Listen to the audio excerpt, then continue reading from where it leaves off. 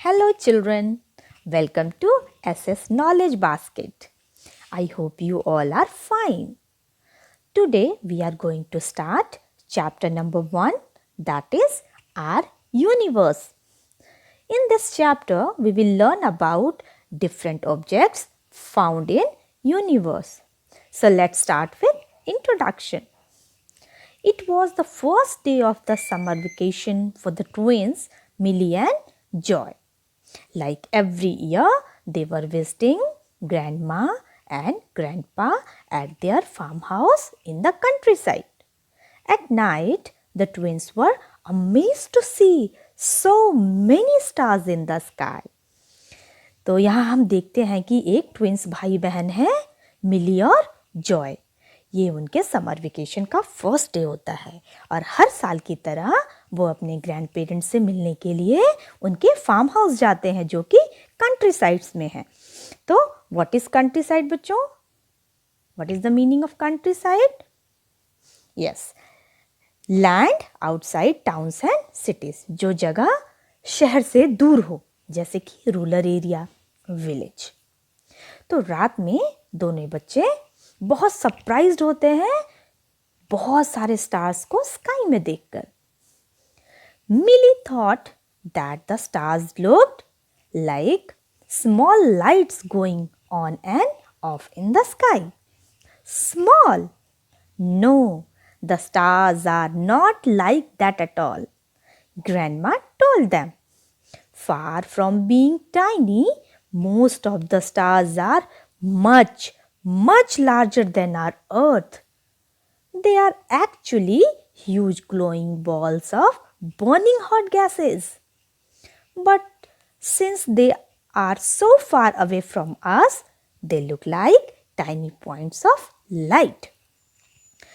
तो जो मिली होती है वो सोचती है कि ये स्टार्स जो हैं स्काई में कैसे लग रहे हैं, जैसे कि कोई उनको ऑफ और ऑन कर रहा है. जैसे हम स्विच से लाइट्स को ऑफ और ऑन करते हैं वैसे ही उसको वो वहाँ पे स्काई में स्टार्स दिखाई देते हैं.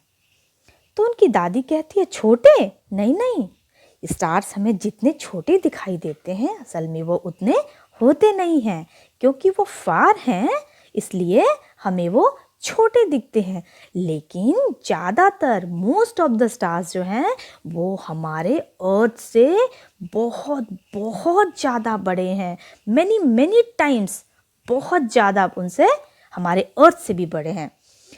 असल में जो स्टार्स हैं ये बर्निंग हॉट गैसेस के चमकते हुए बॉल्स हैं और ये हमसे इतने ज़्यादा दूर हैं, इतने ज़्यादा दूर हैं कि हमें ये स्काई में एक पॉइंट जैसे दिखाई देते हैं. The universe. The universe includes the sun, moon, earth, stars and all forms of life. अब आप बच्चों बोलोगे कि ये यूनिवर्स क्या है, तो हम देखेंगे कि यूनिवर्स में बहुत सारे गैलेक्सीज हैं, स्टार्स हैं, प्लैनेट्स हैं, सैटेलाइट्स हैं और बहुत बहुत सारे हेवनली बॉडीज़ हैं.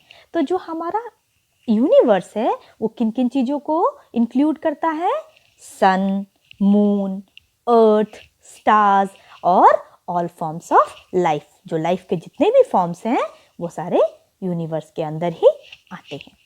It came with a big bang. अब ये बिग बैंग क्या है? जो हमारा यूनिवर्स जैसे बना है, कैसे हमारा वो यूनिवर्स बॉर्न हुआ, अब हम उसको देखते हैं. तो most scientists believe that the universe was born out of a huge explosion called the big bang many many years ago. तो जो हमारे साइंटिस्ट हैं इस बात को बिलीव करते हैं कि जो हमारा यूनिवर्स है वो कैसे बॉर्न हुआ होगा कि एक बहुत बहुत बड़ा एक्सप्लोजन हुआ होगा और वो भी मिलियंस ऑफ ईयर्स अगो. और हमारा यूनिवर्स उस वजह से बॉर्न हुआ जिसे हम बिग बैंग थियरी कहते हैं. At the time of the big bang things in the universe were inside a small bubble that was hot and tightly packed. तो क्या कहते हैं कि जो बिग बैंग, जब वो एक्सप्लोजन हुआ होगा उस समय जो हमारे जो यूनिवर्स है वो एक छोटे से बबल, जो एक छोटा सा बबल है उस वो बहुत ज़्यादा टाइटली पैक्ड होगा और वो क्या होगा, बहुत गर्म था, वो गर्म रहा होगा और इतना ज़्यादा टाइटली पैक्ड था कि वो एक्सप्लोड हो गया।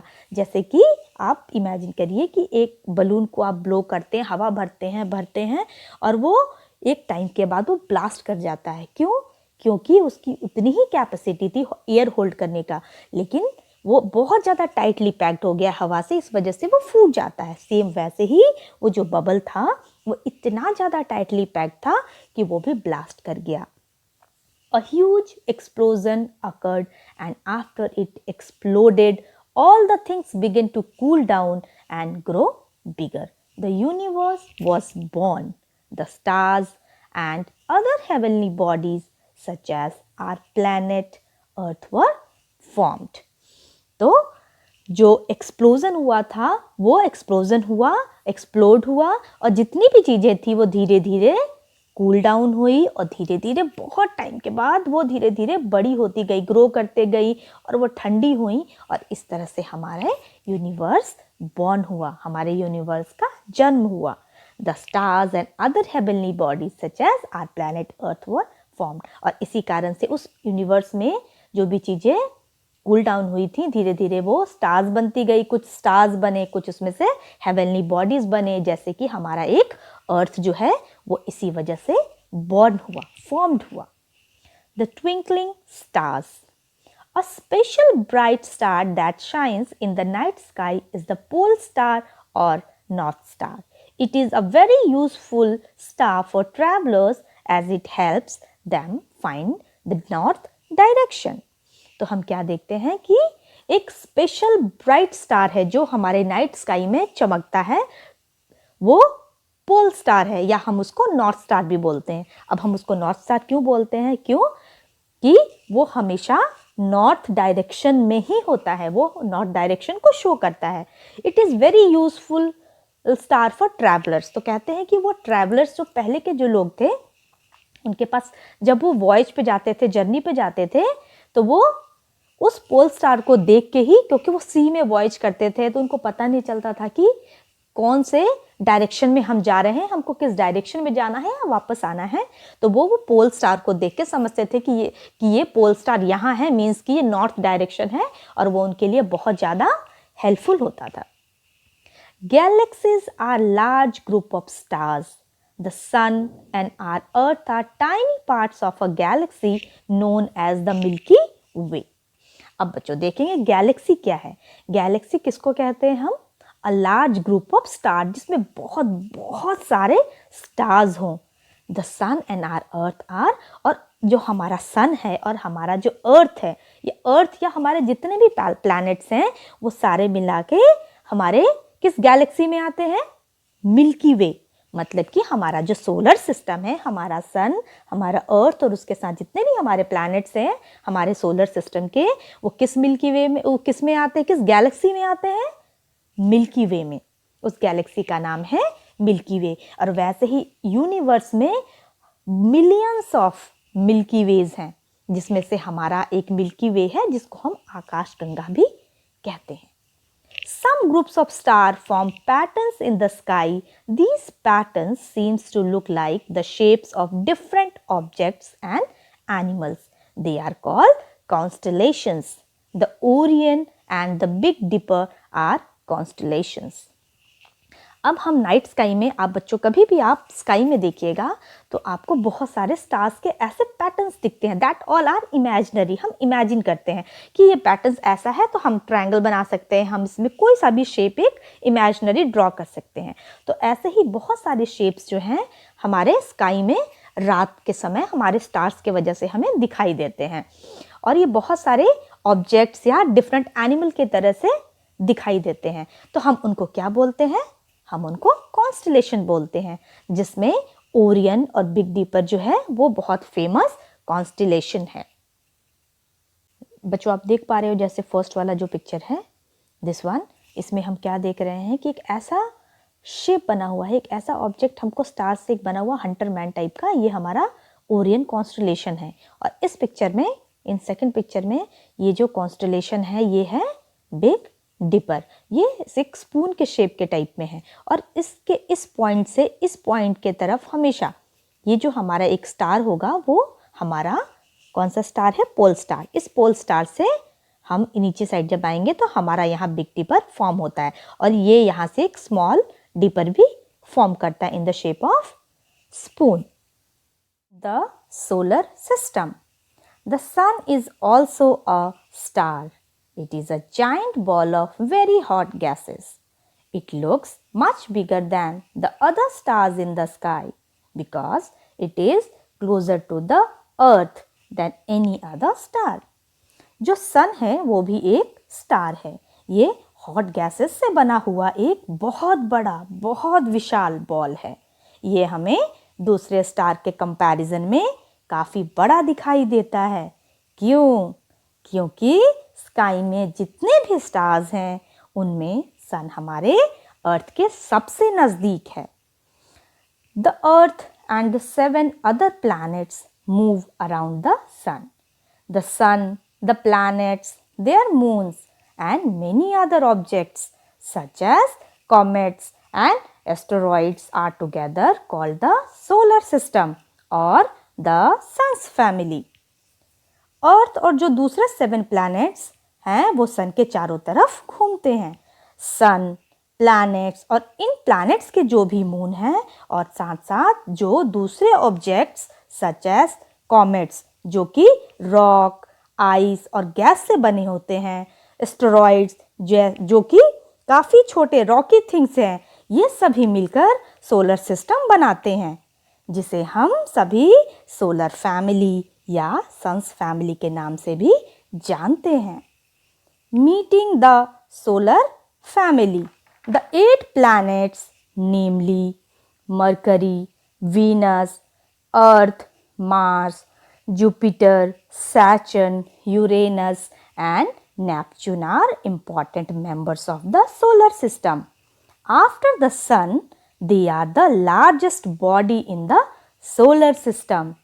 All the planets travel around the Sun in oval paths called orbits at different distances from the Sun. They travel in the same direction but at different speeds. जो हमारे 8 planets हैं उनके नाम हैं मरकरी, वीनस, अर्थ, Mars, Jupiter, Saturn, Uranus और Neptune जो solar system के important members हैं। इन सब से मिलके ही हमारा सोलर सिस्टम बनता है। सोलर सिस्टम में सन के बाद जो प्लैनेट्स हैं वो दूसरे लार्जेस्ट बॉडी हैं। मीन्स कि सन जो सबसे बड़ा सन है हमारे सोलर सिस्टम में और उसके बाद सारे प्लैनेट्स का नंबर आता है। सारे प्लैनेट्स सन के चारों तरफ एक ओवल पाथ में चक्कर लगाते हैं और उस ओवल पाथ को ऑर्बिट्स कहा जाता है और सभी प्लैनेट्स अपने अपने पाथ पर सन के चक्कर लगाते हैं। सभी प्लैनेट्स एक ही डायरेक्शन में सन के चारों तरफ घूमते हैं बट उनकी स्पीड डिफरेंट होती है। फॉर एग्जाम्पल हमारा अर्थ है जो 365 डेज में सन का एक राउंड पूरा करता है, तो वहीं मार्स प्लैनेट है वो 687 डेज में एक राउंड कंप्लीट करता है और जुपिटर वो तो 12 साल लगाता है एक चक्कर लेने में। ओके बच्चों, जैसा कि आप ये देख पा रहे हो ये हमारा सोलर सिस्टम का पिक्चर है, इमेज है। यहाँ बीचों बीच जो सेंटर में कौन है, सन। ये सन हमारे सेंटर में है, ये हमेशा फिक्स रहता है और ये जितने भी ये प्लैनेट्स हैं ये इसको क्या करते हैं, रोटेट करते रहते हैं एक ओवल पाथ पे। ओवल मीन देखो शेप जो है ओवल, इस ओवल पाथ पे इस ऑर्बिट पे ये अपना राउंड लेते रहते हैं। जहाँ ये देखिए हमारा अर्थ, ये हमारा अर्थ है और इसका अपना फिक्स पॉइंट है, ये अपने ही जगह पे ऐसे ऐसे घूमता है। ये कोई प्लैनेट किसी और के ऑर्बिट में नहीं आता है, अदरवाइज ये आपस में टकरा जाएंगे और एक्सप्लोजन हो जाएगा। तो ये सारे के सारे जितना भी आपको ये एक ओवल शेप दिख रहा है ये सब सारे के सारे पाथ हैं इन प्लैनेट्स का। और जो सन है वो अपने ही जगह रहता है, ये सन यहाँ से नहीं हिलता है, हिलते कौन है, ये सारे प्लैनेट्स। ठीक है बच्चों, ये सारे प्लैनेट्स आज यहाँ ये ऐसे ऐसे करके ये राउंड लेते रहते हैं। और ये जो हमारा अर्थ है ये राउंड अपने जब ऑर्बिट में घूमता है, जब अपने पाथ पे घूमता है ओवल शेप में, तो ये 600 अगर ये यहाँ से स्टार्ट करता है तो ये पूरा एक राउंड लेने में ऐसे 365 डेज लेता है अपना रेवोल्यूशन कंप्लीट करने में। Mercury is the smallest planet of the solar system while Jupiter is the largest. Solar system का स्मॉलेस्ट प्लैनेट मरकरी है और largest Jupiter. In the solar system, only the sun has its own light. It is the main source of heat and energy on Earth. None of the other planets has light of its own. All planets reflect the light of the sun. और इस solar system में सिर्फ सन के पास ही अपनी light है क्योंकि वो एक स्टार है। अर्थ पर हीट और लाइट हमें सिर्फ और सिर्फ सन ही देता है, वही हमारा हीट और लाइट का मेन सोर्स है। अर्थ के जैसे ही दूसरे प्लैनेट के पास भी अपनी लाइट नहीं है, वो सभी सन के ही लाइट को रिफ्लेक्ट करते हैं, दर्शाते हैं। Let's move to the blue box. That's fact. All planets move in two ways. They rotate or spin, much like if you would turn round and round in one spot. They also revolve or move around the sun along an oval path. Wow. Children, do you know जो planets हैं उनका movement दो तरह से होता है। एक जो वो अपने ही जगह पर स्पिन करते हैं, रोटेट करते हैं, घूमते हैं। लाइक अगर आप एक ही जगह पर खड़े होकर गोल गोल राउंड राउंड घूमते हैं, अर्थ भी अपने ही जगह पर घूमता है, स्पिन करता है और हम उसे रोटेशन ऑफ द अर्थ कहते हैं। और दूसरा है रेवोल्यूशन। रोटेशन के साथ साथ सारे प्लैनेट्स सन के भी चक्कर लगाते हैं अपने फिक्स्ड ओवल पाथ पर। And that's a fact. अब हम सेकेंड वाला फैक्ट्स भी देखेंगे। Till 2006 the solar system was considered to have 9 planets, not 8.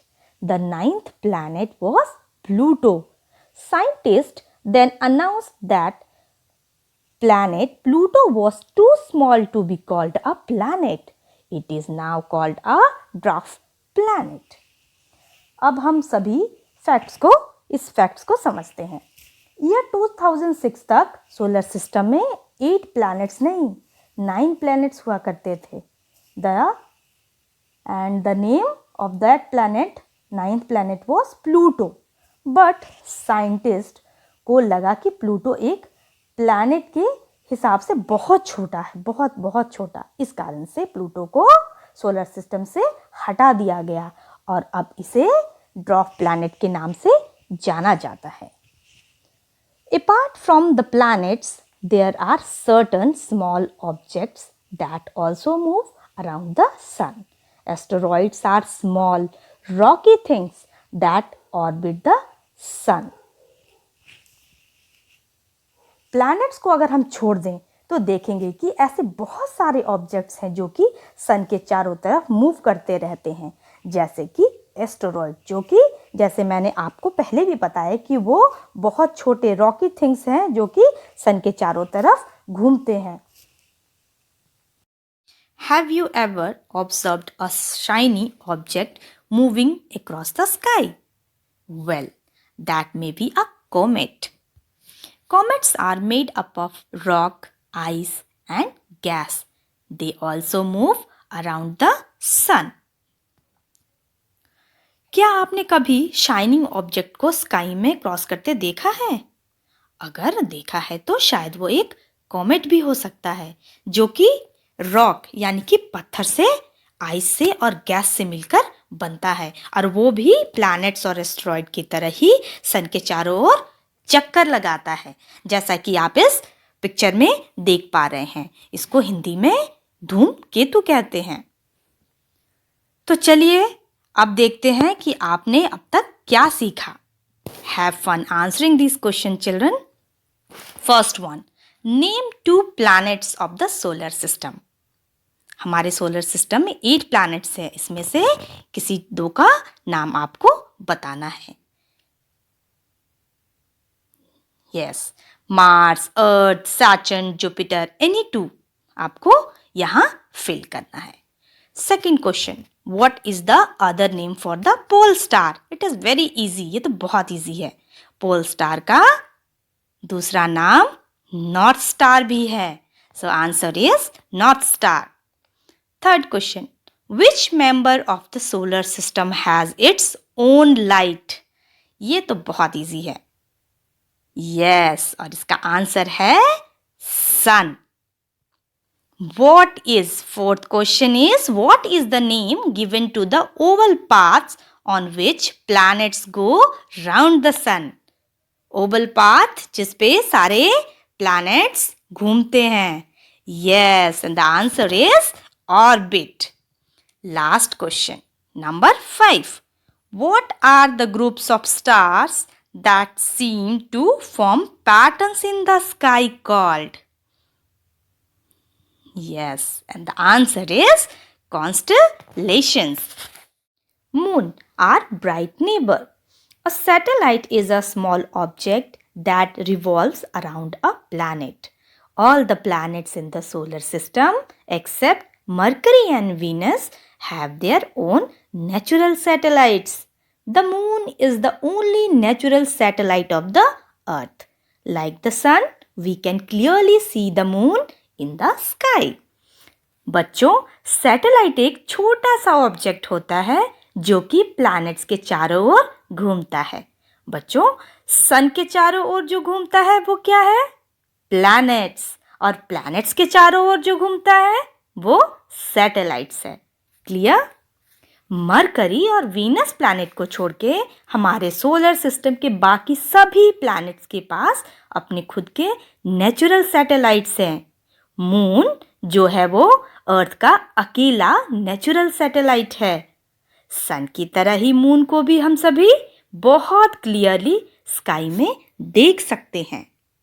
दो the moon is smaller than the sun, it looks almost the same size to us because it is much closer to the earth. The moon is our nearest neighbor in the sky. It has no light of its own. Like the planets, the moon reflects the light of the sun too. जो moon है वो सन से बहुत छोटा है, लेकिन देखने में ऑलमोस्ट वो हमें सेम साइज का दिखाई देता है क्योंकि मून अर्थ के बहुत ज़्यादा नज़दीक है. बच्चों, क्या आप जानते हो स्काई में अपने अर्थ का नियरेस्ट नेबर कौन है? Yes, moon. प्लैनेट्स की तरह ही मून के पास अपनी खुद की लाइट नहीं है. सन की लाइट जब मून पर पड़ती है तो हम उसे देख पाते हैं. We sometimes see it round as a ball and sometimes we do not see it at all. This is because as it moves around the earth, the light from the sun lights up different parts of the moon on different days. So its shape seems to change. बच्चों, आपने तो ध्यान दिया ही होगा कि moon कभी पूरा गोल दिखाई देता है तो कभी वो पूरा ही गायब हो जाता है. जैसा कि मैंने कहा, मून जो है सन की लाइट से चमकता है क्योंकि मून अर्थ के चारों ओर घूमता रहता है. इसलिए अलग अलग समय पर मून के अलग अलग पार्ट्स पर सन की लाइट पड़ती है. इसी कारण से मून हमें डिफरेंट डेज में डिफरेंट शेप्स का दिखाई देता है. बच्चों, क्या आप जानते हो जब मून पूरा गोल दिखाई देता है तो हम उसे फुल मून कहते हैं. जब आधा दिखाई देता है तो हाफ मून, और जब वो बिल्कुल ही गायब हो जाता है तो उसे नो मून कहते हैं. So my dear children, here we have completed the chapter. I hope you enjoyed it. Now this is your homework to read the chapter once again and try to understand the same. Okay, thank you for watching. Goodbye.